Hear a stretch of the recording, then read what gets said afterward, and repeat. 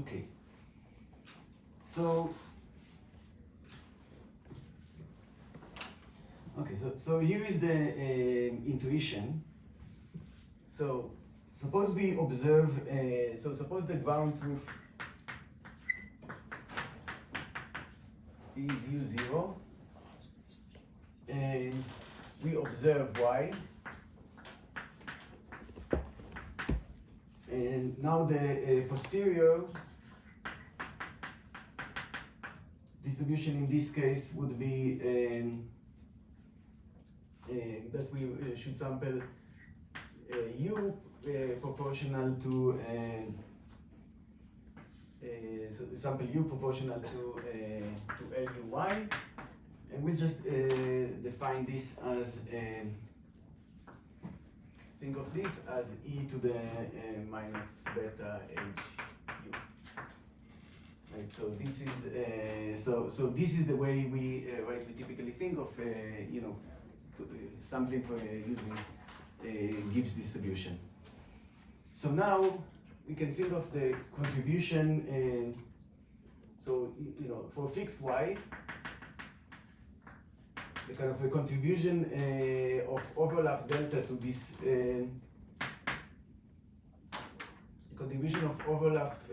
So for fixed Y, the contribution of overlap delta to the free energy, we can think of it as the integral when U0 is delta, this e to the minus beta HU. Okay, du, and when I say du, it's according to the distribution mu. Okay, now we can write this. This is log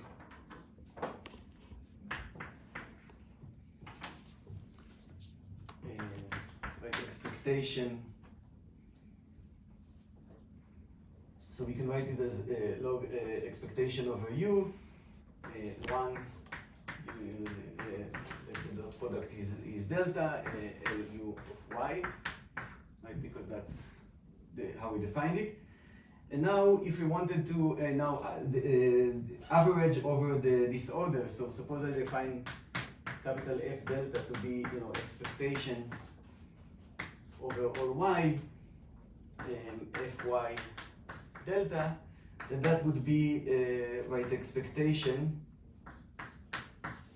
over y and this ground truth u0 of this log expectation over u, and again this u0 delta luy. So basically, so that would be, I think this is basically the Franz-Parisi potential as far as I understand it. And yeah, I mean, obviously you cannot have exactly delta. It should really be approximately equal to delta, but let's not go there. And now this is hard. So we're going to move the log out, okay? So this is so we are just going to look at the annealed quantity, which basically we're going to move this log outside.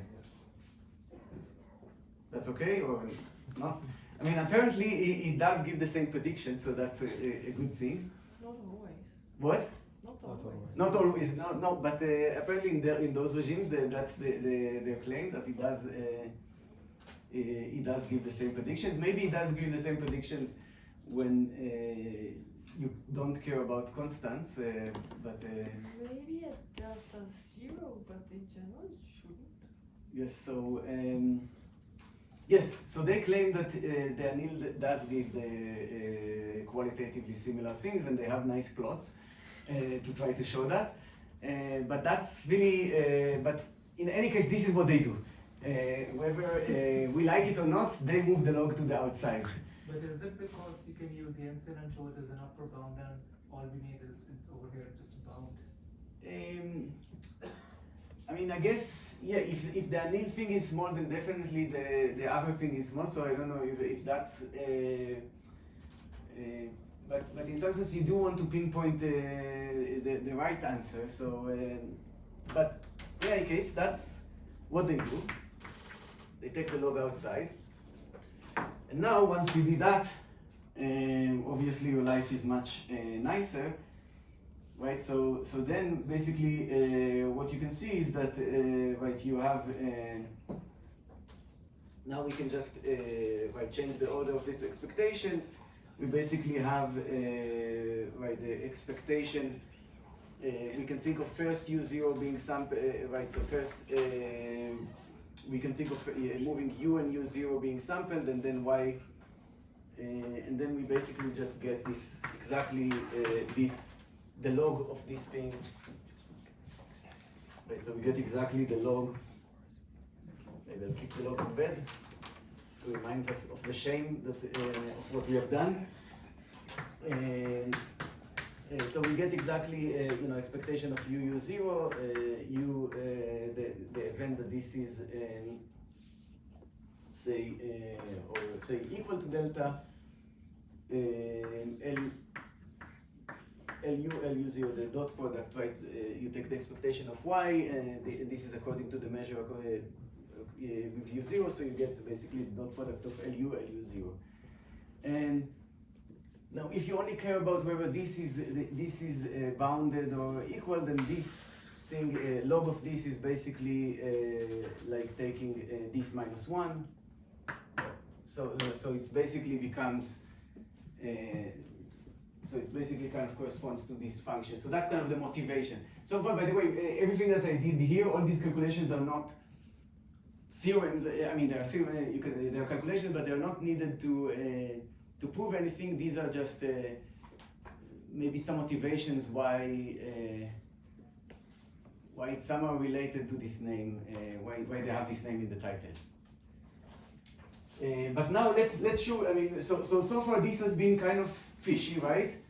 But is there any relation like to the capital D? Yeah. To the what?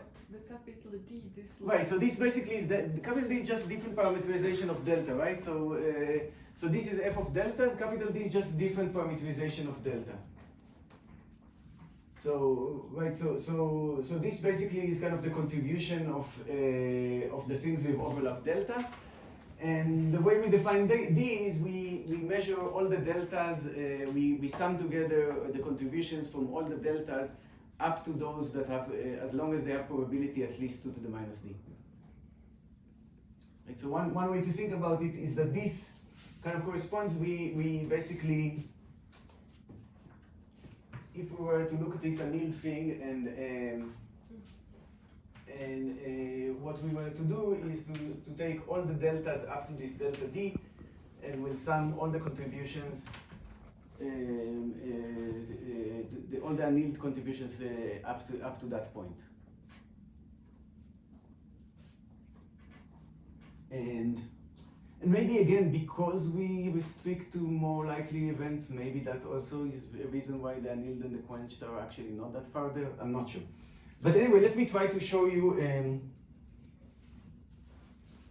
Okay, so how much time do I have? 25 minutes. 25. Okay, good. So I want to show you two things. I want to show you that the FP, that having the FP bounded means that natural, like that the Gibbs distribution has an energy barrier. So that's maybe that's a better motivation for this measure than these free energy calculations, although it somehow comes for the same reasons. And the second thing, I want to show you the proof of this theorem, at least up to constants. Okay? So I'll start with the first.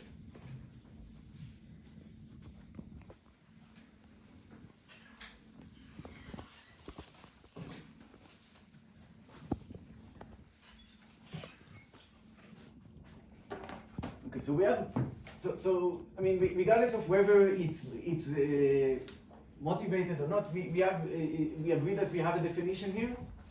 That I mean, is the definition clear? Okay, so we have the following theorem.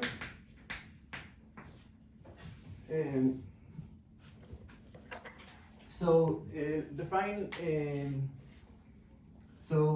Consider the Gaussian additive model. So you have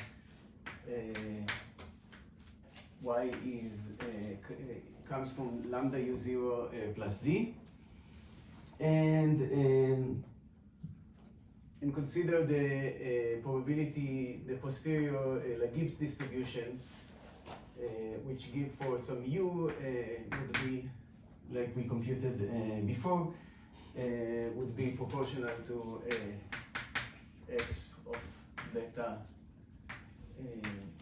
u y. So the claim is that if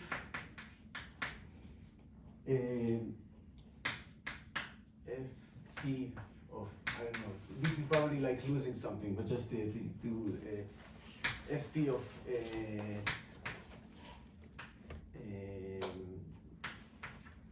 fp of 10 lambda 10d is bounded, then there is an energy barrier. So what does it mean? That what it means is that the way, or 10 beta, I should say, that there is an energy barrier, which means that the following thing: if you consider, say, this set of all u such that u dot u0 is at most delta, and then we look. So we let this be the set, this be the set A, and we let the set B be such that u0, say, is between delta and delta times 1 plus epsilon. So we get that the measure the measure under beta of B divided by the measure under beta of A is exponentially small in D. Okay, so basically, this basically means that if we start so we start in this random walk, start with some u that is generally will have a dot product roughly zero, with u0, we will be unable to kind of cross from A to B because the measure of B is exponentially small in D compared to the measure of A. Yes. What is delta here? Any delta? So delta would be delta related to that D. So delta would be delta related to maybe it would be the delta of that D, or some related. So, but there will be some positive delta, so that will be that will block. And the 10D might be way. We'll in a second see what kind of D we need. It might be a little bit overshooting. So what is B again? So the set B, right? So the set A is everything that has a dot product between u and u0 at most delta, and the set B is everything that. What? I mean, we have defined A before, right? On the left of the blackboard. Yes. What did we define? Ah, that's a different A. No. That's a different A. Okay, sorry. Let's not. Okay. So we can give it a different name. But isn't it the same A with just Right. complement? It might have been or A bar. I think the way. Okay, so it would be A bar, and let's call this still B. Okay. I think it would be A bar if we use the same notation as before. But yeah, I made that more for a definition. I didn't mean that A to continue to live with me. Didn't mean for it to move in and get married to it. But yes, I guess it's still on the board, so we should respect it. So yes, so if you want this, right? So, but basically the point is the following. If you look at this Gibbs distribution, it gives an exponentially small, in D, exponentially small measure to B rather than A, so you'll not be able to kind of cross out from A, and because eventually you start somewhere here, and you want to get to being, say, at least close to 1 or something like that, or at least maybe some constant correlation, and to do that you have to cross B. But you're very unlikely to land in B when you do a random walk according to this probability measure, because it is exponentially small. Like the ratio between this and this is exponentially small. Okay, so that's what's called an energy barrier. And so let's prove that this is true.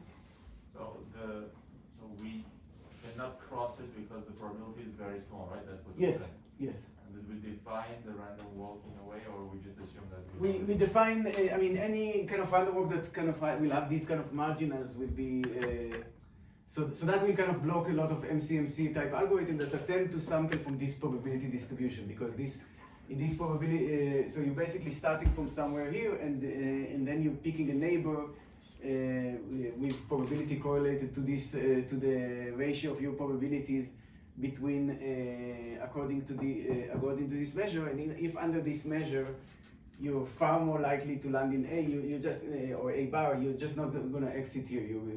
If you're going to run this walk time that is, so think of D as say polylog or something like that. So you're going to run this walk polynomial number of times.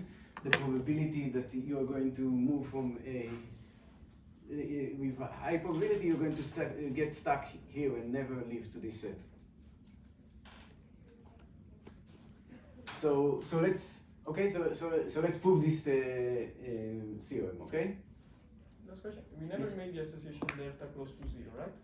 We are stuck somewhere, but not close to 0 up to now. Yeah, I mean it is going to be close to 0, but we don't really care so much for this Okay. particular thing. Why do you need it to be annealed to make these claims? I don't know if you need it to be annealed to make these claims. I mean, It's a one-way bound on. Yeah, so I don't think it should be. I mean, it's probably Great. true also for the quench, but this is some motivation that Okay. this notion is. Yeah, but you're right that it's right. And the general idea is the following. So so let's just look at what is.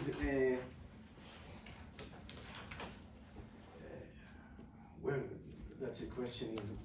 Where do I write this thing? Okay, maybe you don't need a drawing. So I'll just define the events. So A bar is the set of all U's such that U0. Let me just drop the absolute value. We can do the absolute value. You can assume all of them have non-negative dot product, and B is a set of U such that U0 is between delta and delta 1 plus epsilon. Okay, so so generally the rho beta of okay, so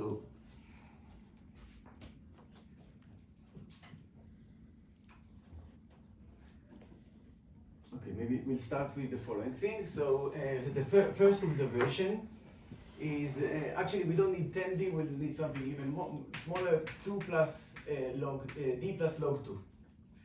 So why did they choose the following thing? So let's think of delta D and delta D plus log 2. So if we are right, so generally and we look at the probability, right? So we know that the probability, the probability that your overlap is up to here. This is e to the minus d, and this is e to the minus d over 2.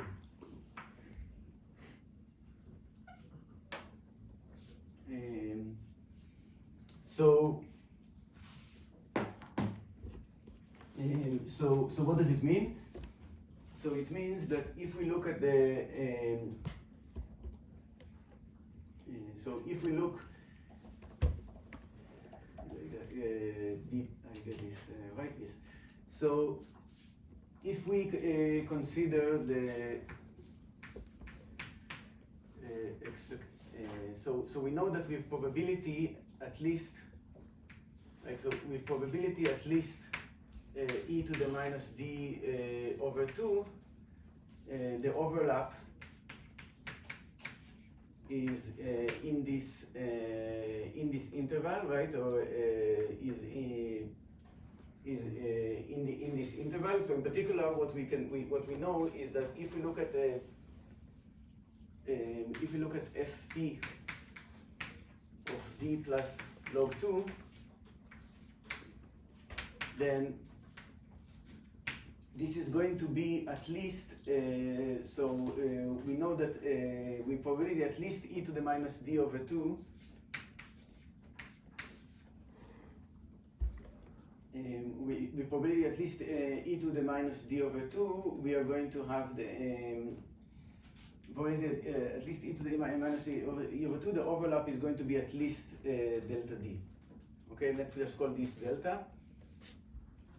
So it's going to be at least delta. So in this case, so now just remember that what is this what is this quantity in the what is this quantity lu minus 1, or let's ignore the minus 1 because it's not going to matter because we anyway look at bounded. So this in our case, this LULV is going to be E. Right. So this LULV is going to be E.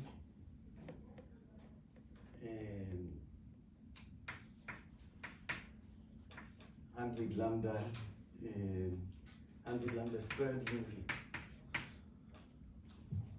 Right. This is because we are in the Gaussian right. We are in the Gaussian additive model, and that's the dot product of LULV in the Gaussian additive model. So this is going to be at least e to the 100 lambda squared delta. Okay. So, right. So again, like LULV in the Gaussian Gaussian additive model is e to the lambda squared UV, and I kind of set lambda to be in this case beta squared. So I said this to be I said that this is bounded. So this is going to be, so we get that basically this constant bounds this constant bounds 100 lambda squared delta minus d. So the only way this right, so this has to be bounded by a constant. So it has to be the case that d is much larger than basically lambda squared delta.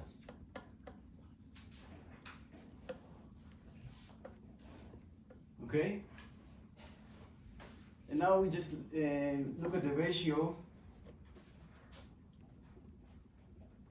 Just now we basically look at the ratio between the probabilities of we look at the ratio of, between these probabilities. So basically we know that and maybe this actually was good that we kept this to be this A bar. Right, so A had the underlying probability of A is the underlying probability of A is e to the minus d. So underlying probability of so now let's look at the ratio of these probabilities, right? So the probability of the set B and A are determined by two things: the probabilities under the uniform measure mu, and the ratio of probabilities that comes by D3 weighing, right? So the probability that comes by D3 weighing will basically be beta lambda basically be the difference in probability will be basically beta lambda EUV. That's the reweighing, and then there is the basic probability, right? So the probability under beta B divided by the probability under beta A bar is going to be the probability under the basic measure mu B divided by the probability under the basic measure mu A bar times basically E to what comes from the difference between these two probabilities. But this is at most, we'll get beta lambda at most going to be delta times 1 plus epsilon.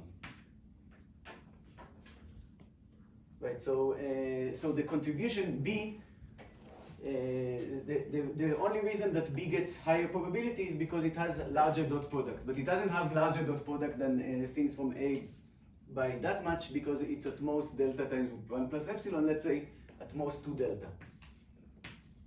So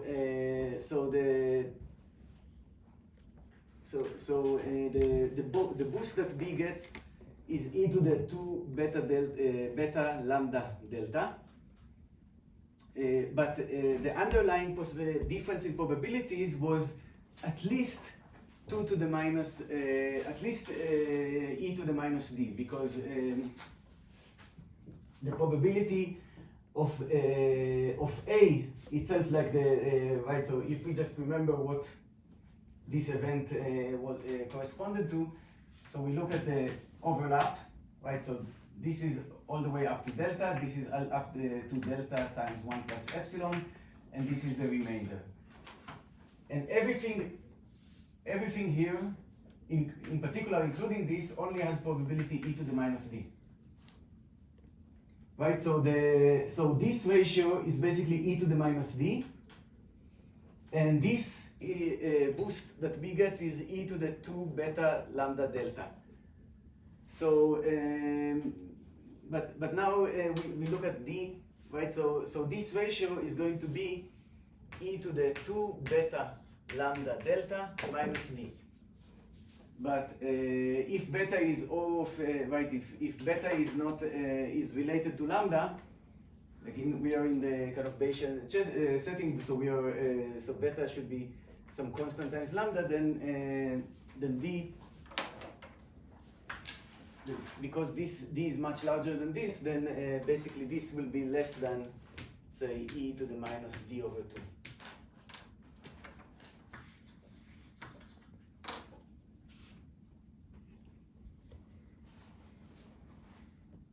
Okay, so I think it might have been too late to do these kind of calculations. So let me not do any more calculations. So let me just kind of say, tell you like a story about the proof, okay? So, and the story is basically, I mean, actually, like some of these calculations basically come up in the same type of thing. So, okay. So basically, what we have seen is that maybe this is the only the only thing that we care about, this particular equation. So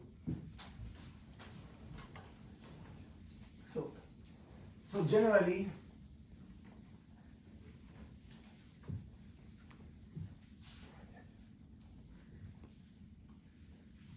right. So So generally, the higher the overlap, right? The higher the overlap, the smaller the probability, right? So generally, the higher the overlap, the smaller the probability that you get this kind of overlap, right? That's generally the case. But then the question is. But how is that true? I mean, I'm a bit confused What? because in the phase where I can actually recover the signal, there should be bump at the overlap. There should be a bump up. Right. The So this is the overlap in the baseline before we boost Oh, it. without you. Without so think of this. This is the overlap in the baseline, and then we kind of fight it with right. And so generally. So generally this is delta, and then there is this drops out, and basically what happens when this thing is bounded, then this is minus, like, let's say 1,000, whatever, some large number that actually go, that as delta grows, this kind of so when this FP thing is bounded, that kind of corresponds to the probability dropping off larger than lambda squared, where lambda is the signal to noise ratio. So But if there is no signal, What? If there is no signal, how does lambda pops up?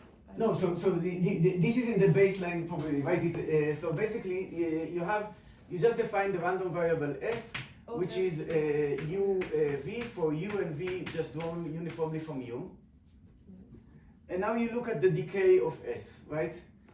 Now you look at what's the probability that S is larger than Okay, delta. You're saying this is the prior. Right, this is the prior. Oh, okay. And suppose that this probability is smaller than e to the minus some large constant lambda squared delta.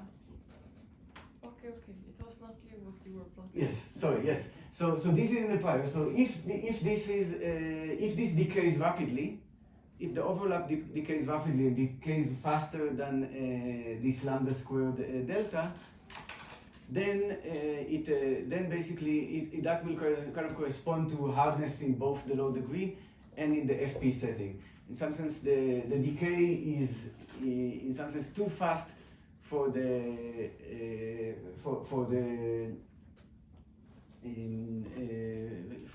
because what happens when you add.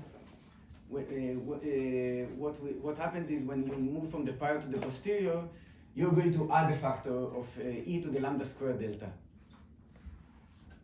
And but that will not be enough to fight the decay. So instead of so basically it should kind of on an intuitive level it should kind of correspond to going down rather than going up in the posterior. But how is this true only between the static and algorithmic transition? I mean, this is true even in the easy phase or even in the impossible phase. No, so I guess what will happen in the case where this is not impossible, then it might climb after. So this may be that it's only in the beginning it goes down, and it may go up later. But so it could be the case that say in the beginning for delta very small, so it goes so rapidly down that even if you correct, right? So this is the baseline probability. This is like p delta, the baseline probability. Now even if you correct it by e to the lambda squared delta, then it still goes down, but it maybe go up later. But the FP doesn't really, we don't care about it. Neither the low degree nor the FP cares about what happens when you're like many standard deviations away. Okay. So at that point, it could be that the contribution that it starts to win out. Mm-hmm. So right, so think about it. Maybe if you're as long as you're less than polylog standard deviations, then you basically the correction e to the lambda squared delta that you get, like the correction up that you get from having higher overlap is not enough to counteract the decay in probability that happened in the prior. But And for this to be true, you also need to assume something about the mu, some kind of symmetry, or zero mean, or Right, so am I now assuming, maybe, I mean, I guess I'm assuming that this is the Gaussian additive model, so yeah, I'm assuming maybe some kind of symmetry, and I'm assuming that, yeah, that basically that, yeah, let's say assume symmetry, so basically that the contribution, that all vectors, or at least for, I mean, this is not the proof, right now it might not have been clear, I'm trying to be in the cartoon version, so basically, the way I view it is the following, right? So you have in the prior and the, so let's assume that all vectors of the same overlap have the same probability distribution in both in the prior and therefore also in the posterior. So we have the prior and we have the posterior. So we just look at the probability, right? Delta and P of delta in the prior. And delta and maybe delta and this is P of delta in the posterior. And then generally that will equal something like e to the lambda squared delta times the prior times the prior. And the FP harness condition means that up to at least a certain regime, P of delta will be smaller than e to the minus, I don't know, 10 lambda squared delta. So up to certain regime, you'll be going down instead of up. Maybe after you'll start going up. In fact, you should start going up because eventually, because we know that this problem is not impossible, but it will happen more than, say, a polylog number of standard deviations away, right? So if you think about like a standard deviation, we have in high dimension, standard deviation could be like overlap of 1 over square root n. So maybe, you know, polylog, you're still very far from, you still have a lot to go. So I think that's the intuition. That's probably like the way they hope the proof will go, and that would have actually maybe proven the kind of thing that they wanted to prove, that it's hard if it's if and only if 0 is a local maximum, but this is not exactly how the proof goes. But if everything is symmetric and nice, then I think that's the intuition. Yes? So my question is about things a little earlier. So before the theorem, you defined the function f. Mm-hmm. What did you do with the function? We didn't do anything with that function. It was a function that kind of connects these two types of free energy calculations, but we didn't do anything with that function. If you don't need that function for motivation, you can ignore it. Okay. This is the kind of function that motivates this as corresponding to an annealed quantity that physicists looked at, but you can ignore it. But I think the general intuition is what I wrote here, basically, that up to a certain truncation, it should be the case that this probability in the prior should decay very rapidly for the FP things to be bounded, and in particular decay faster than the contribution. The probability will decay faster than the contribution to the contribution of this to the free energy. Okay. And the second question is about, so it's the first question I asked before now. So you say that we do some sort of a random walk, which is essentially a sampling method from this Hamiltonian, right? Mm-hmm. So why does this sampling method converge to the mode? Why did it converge to U0? And why is it the case for this? So generally, in the case that statistically is possible, right? In the case that statistically it is possible to recover, then the probability distribution, actually its mass will be mostly on things that have high overlap with the U0. It's just that you cannot reach that, right? So generally, I mean, this is actually the picture, right? In some sense, this is really the picture. So you think of the following thing, right? You are so basically you might be the probability distribution. If you could sample from it, you will find yourself here. This is actually where most mass of the probability distribution is. But if you're trying to sample from a random walk, then you start with a vector that's not very correlated with your vector. So this is not accessible to you. You're not going to get here in one shot. You need to get to here. You need to kind of take the random walk. But the problem is that you cannot. That the random walk just keeps staying here because this will actually decrease with likelihood. This is actually getting you. So you never. So think of this as a kind of an exponential scale. So this is exponentially less likely for you to, in this probability. This part is exponentially less likely. This part is exponentially more likely. So if you were able to sample from the posterior, you would have gotten here. And you would have found something that has high correlation with your signal. But you started here, and the only way to get from here to here is to cross this barrier, and you're not going to cross it. But your sampling method is most probably discrete, right? Whatever it is, it's not going to jump. These overlaps.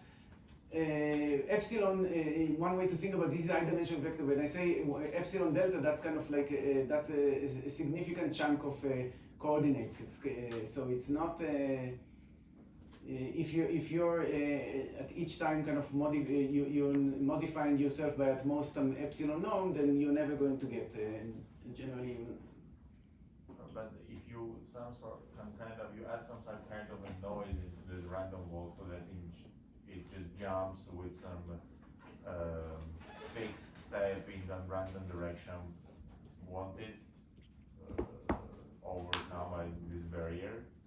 So generally, I don't know if you know it's impossible, but generally this type of thing will typically random noise will have zero overlap with your target. So in some sense, even if you were lucky and somehow you started going right, you already found yourself here. You add random noise, you probably go back. So random noise will generally send you backwards rather than forwards. Okay.